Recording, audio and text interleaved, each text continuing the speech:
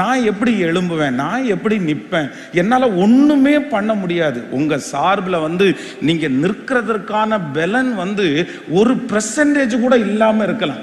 அவ்வளோதான், என்னால் எல்லாம் எதுவுமே செய்ய முடியாது. ஆனால் நான் நம்புறேன், ஆண்டவர் நினைச்சாரே ஆனால் எந்த இடத்திலிருந்தும் உங்களை தூக்கி எடுத்து கர்த்தரால அலங்கரிக்க முடியும். ஆமென். தேவனுடைய சமூகத்திலே தேவனுடைய ஊழியத்தை செய்கிற தேவனுடைய மனுஷன் அழுக்கான வஸ்திரத்தை தரிச்சிட்டு நிற்கிறான். அப்பதான் பிசாசு கேட்கிறான், இவனை கொண்டு நீங்க என்ன செய்வீங்க? அவன் போட்டிருக்கிற ட்ரெஸ்ஸை பாருங்க, ரொம்ப அழுக்கா இருக்குது. அழுக்கு வஸ்திரம் இருக்கிற ஒரு மனிதன் உள்ள வர முடியுமா? அவனால பேச முடியுமா?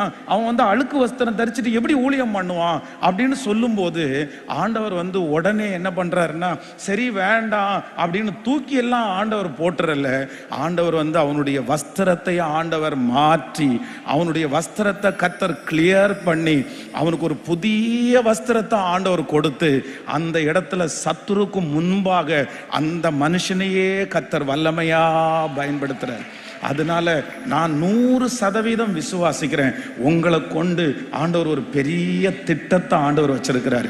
உங்களை கொண்டு ஆண்டவர் ஒரு பெரிய நோக்கத்தை வச்சிருக்கிறாரு. நீங்க உடனே ரெடி ஆகுங்க, நீங்க உடனே ஆயத்தப்படுங்க. ஒருவேளை உங்களுடைய இருதயத்திற்குள்ள நிறைய நெகட்டிவ் எண்ணங்களை சத்துரு கொண்டு விதைச்சிட்டே இருக்கலாம். ஆனா நான் நம்புறேன், இல்லவே இல்லை.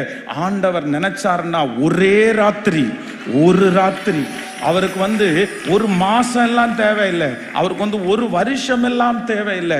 ஆண்டவர் நினைச்சாருன்னா ஒரே ராத்திரியில உங்க வாழ்க்கையை தலைகீழா மாத்துறதற்கு ஆண்டவரால முடியும்.